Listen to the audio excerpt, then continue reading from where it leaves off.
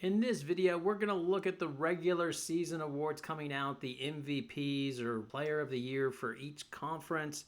In addition, we will tell you who we believe is the overall Player of the Year and Coach of the Year. Now, for the most part, I think these awards were as expected. I see a little bit of a robbery in one of the conferences. I'm curious if you agree with me or not. And I am sure some will get much more worked up over this than I will, as I see this much like the People's Choice Award or the Golden Globes.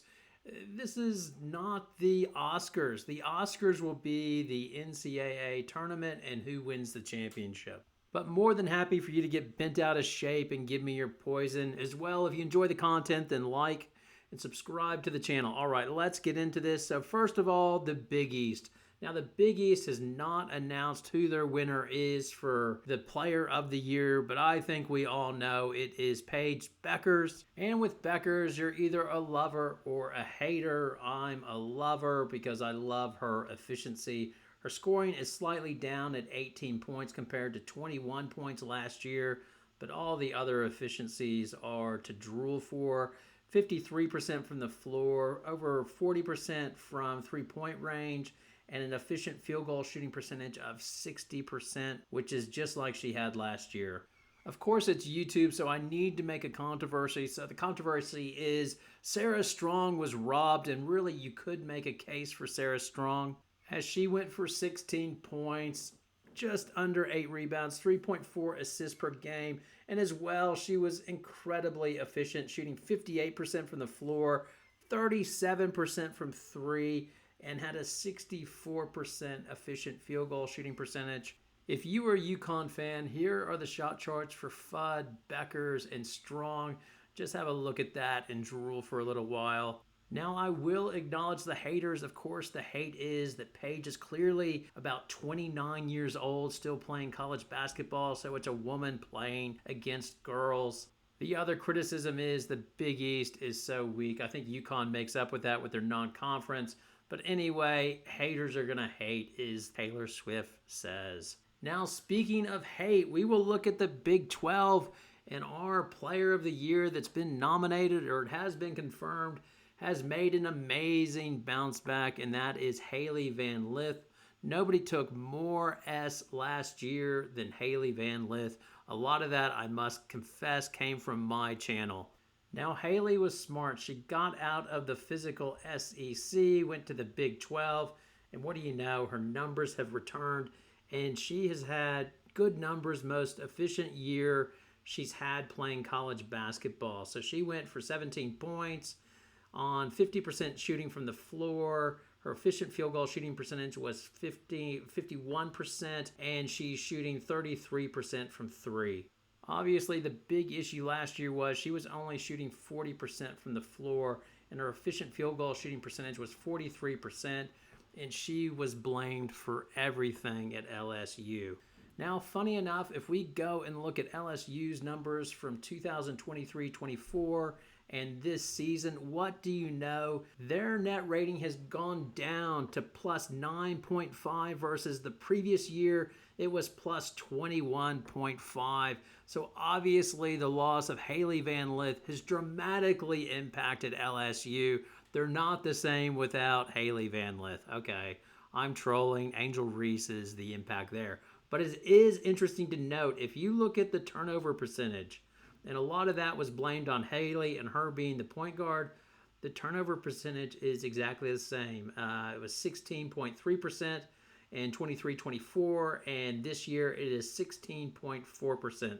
And that's for conference play. As well, the defensive rating, well, that was better in 23-24 at 88 points given up per 100 possession. This year, it's 94 points per 100 possession. Now, obviously, that's Angel Reese, but still, the blaming of Hailey Van Lith for all of LSU's woes last season was probably unfair. It's much like El Nino. If anything happens, it's obviously because of El Nino. I think the stats reflect that she wasn't great at point guard, but LSU has not solved their point guard issue since she's left. Now, if I want to G up controversy in the Big 12, I could say, hey, Sedona Prince probably deserves it more, which I really don't believe that, just trying to generate controversy. But Prince has had a nice season at 17 points per game, just under 10 rebounds per game, and averaging 59% from the floor. And in a lot of ways, this outlines the silliness of MVP or the player of the year, because TCU would not be as good without Prince, but they would not be as good without Haley Van Lith. So this goes down to the Bill Belichick, just do your job. MVP is very much overrated, which is shown by South Carolina, who hasn't had the MVP over the last 2 years, but they have been able to win the chip. And speaking of South Carolina, let's move over to the SEC. And your player of the year is Madison Booker of Texas. Now, Booker's scoring has gone down slightly from 16.5 to 16, but her efficiencies have gone up, as she shot 30% from three last year and is shooting 41% this year. Her numbers will increase next year as Harmon graduates as well. If Texas gets Aaliyah Chavez, then my God, putting Chavez next to Booker is just a really, really nasty backcourt and would be fun to watch. By the way, congratulations to South Carolina on scoring Agot McKeer. That's a big recruit coming in. You knew you couldn't keep Dawn Staley down for long.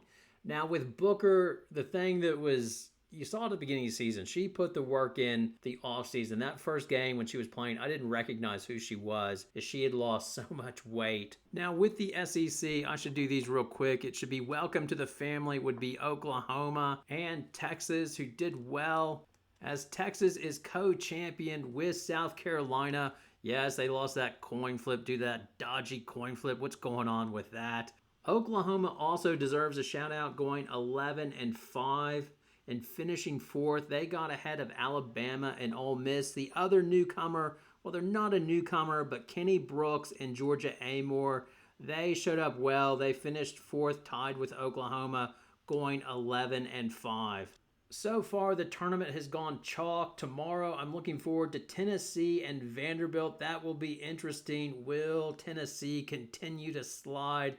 And if that happens, will we get to watch Kim Caldwell lose her mind, much like Corey Close? The other good matchup is Ole Miss and Mississippi State. I would think Ole Miss would get that.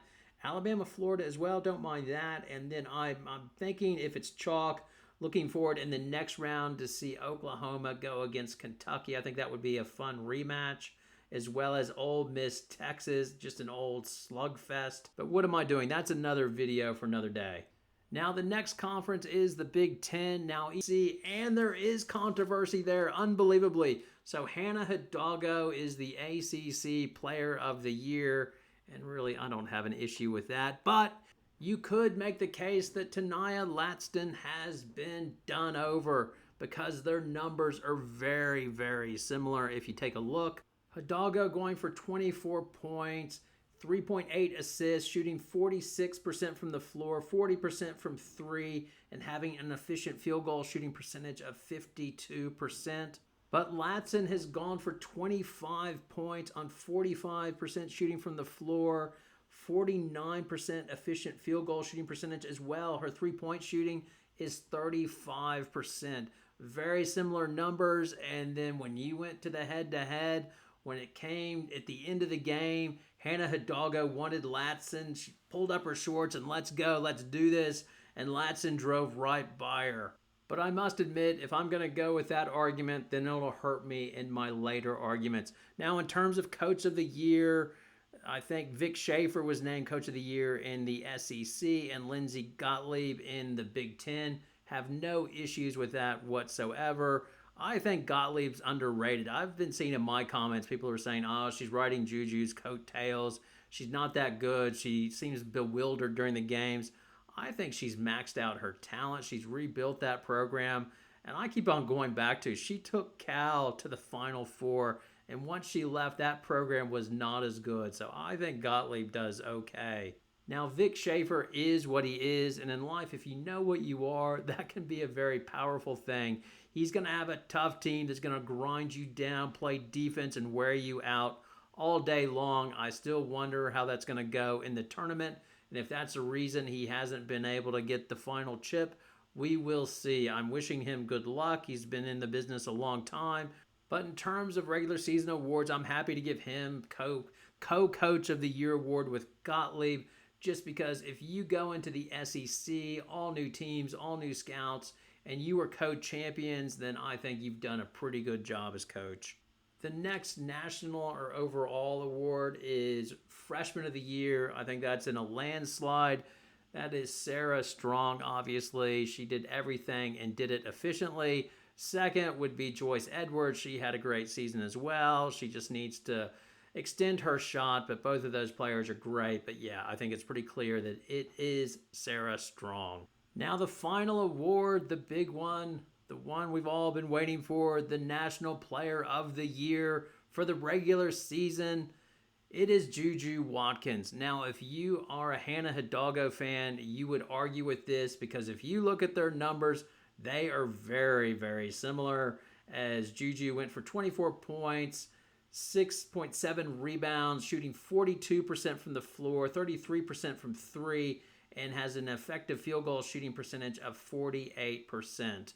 And Hannah's numbers are just as good, going 24 points, 5.3 rebounds, 3.8 assists, shooting 46% from the floor, 40% from three, and an effective field goal shooting percentage of 52.3. But much like anything in society, it is what have you done for me lately? And what Juju's done for everybody is basically dominate the Pac-12 and take down Lauren Betts. And people forget that Hannah Hidalgo went to USC and took down Juju in her own house as well. She also took down Booker of Texas and Paige Beckers of UConn. So if I'm going by the metric of head-to-head, if the numbers are similar like I argued for Latson, then really I should be arguing that Hannah Hidalgo is Player of the Year, but I just can't bring myself to do it. And the reason is Juju is such a good two-way player. Her defense makes all the difference. When she and Kennedy Smith are going together, they are locked down. But it's really close, and about this video could be redundant. God knows if Notre Dame wins the chip, then all the Notre Dame fans will come back to this video and leave a lot of poison for me, which is fine. Anyway, now it's over to you. What do you think I got right? What do you think I got wrong? All your comments and poison are welcome. Thanks a lot for watching. Have a great night.